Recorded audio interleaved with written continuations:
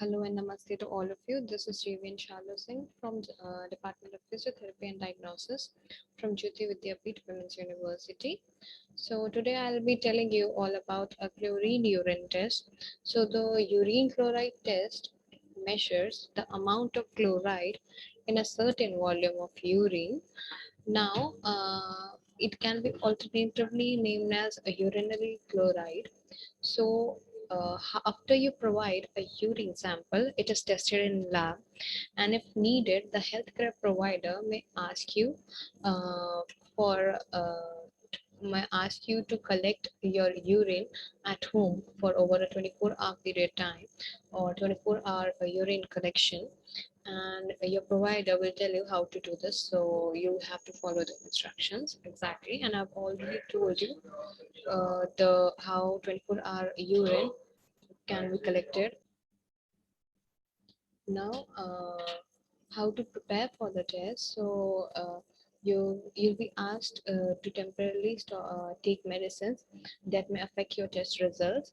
So medicines may include azithromycin, corticosteroids, non-steroidal anti-inflammatory drugs or NSAIDs, water pills, that is your diuretic medicines. So so or you should not take any medicine basically before asking to your physician about before you're getting your test done. So you may be ordered this test if you have signs of a condition or conditions that affect your body fluid or acid base balance. And normal ranges is from 100 of chloride is from 110 to 250 milliequivalents per day in a 24-hour collection, and this range depends on the amount of salt and fluid you take in. Now, the examples are common measurements for the results of these tests.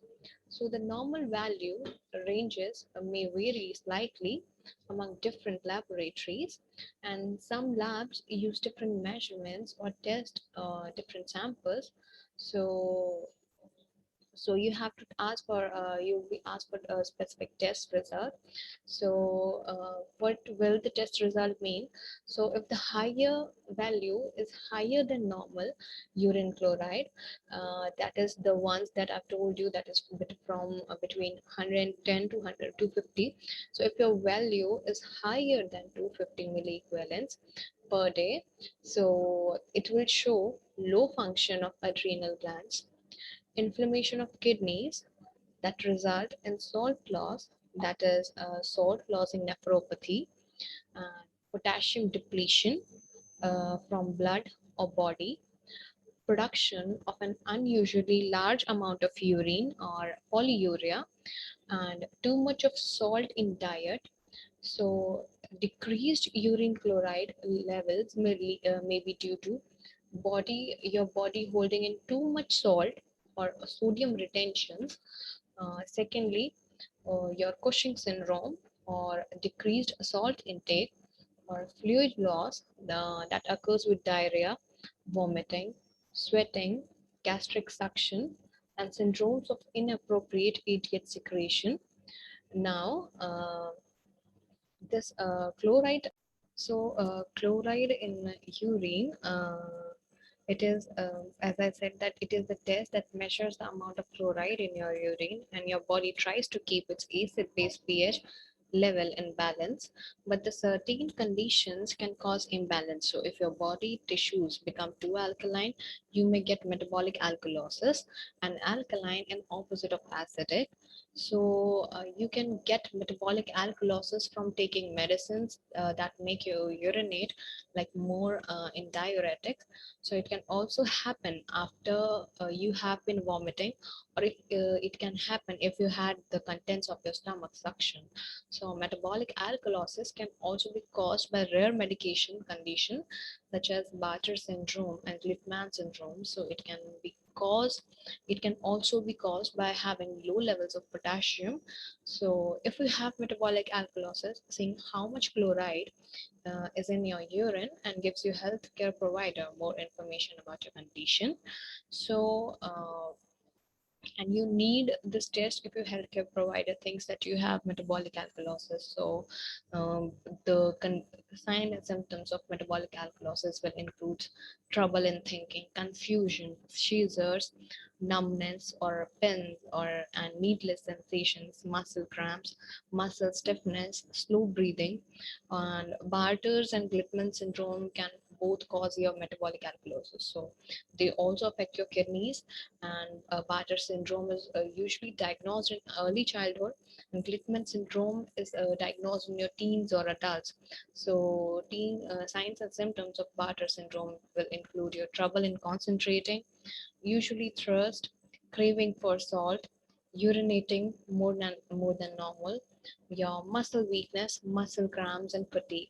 So, in infants with this condition, may have poor growth, and symptoms of Littman syndrome will include muscle cramps in arms and legs, and fatigue, and sometimes severe. So, urinating more than normal, and urinating at night, and pain in your belly, vomiting, fever, and craving for salt. So, what other tests might one have along with this test done? So, if your health provider also will tell you other tests to done in your urine or blood. So it will include your sodium levels in your urine, potassium levels in urine, and pH level of your urine. So also electrolyte in your blood, arterial blood gas, and other substances in your blood, including albumin, urea nitrogen, calcium, creatinine, glucose, and phosphate. So what will your test mean basically? So so test result may be depending on your age, gender, health history, method used for the test, and other things. So test results may not mean you have a problem, and so you have to ask your healthcare provider for what your results basically mean. So results are given in milliequivalent per liter or millimoles per liter, and normal results for random sample of urine range from 20 to 40 milliequivalents per liter, or if your levels are below 20 milliequivalent per liter, you have a lack of chloride in your diet, and it may also mean that you have been vomiting or had medical suctioning of your stomach contents, and also mean that you have used diuretics in past. And if your levels are higher than 40 milliequivalents per liter, you may have Bartter syndrome or Glickman syndrome or severe low potassium levels. So higher levels of chloride may be caused by recently taking medicines and used in increased urination, diuretics, and normal results for a 24-hour urine range from 140 to 250 milliequivalents. And this test needs a urine sample, and different types of urine tests use different collection methods. So for this one, you may be asked for random urine collection or a 24-hour sample. So, and also this test poses no risk, and taking diuretics and vomitics can affect your results. So you have to take care about that. So uh, if you have to tell your mm, a doctor if you have vomited recently, so be sure that you're telling your healthcare provider that he knows about all your medicines, herbs, vitamins, supplements that you're taking. So this includes medicines that doesn't need prescription, and illicit drugs may be used. So this was all about urinary chloride test, and further about potassium chloride, potassium urinary potassium test. I'll be telling in next section. Until then, if you have any doubts related to this one, you can contact me. And until then, thank you and take care.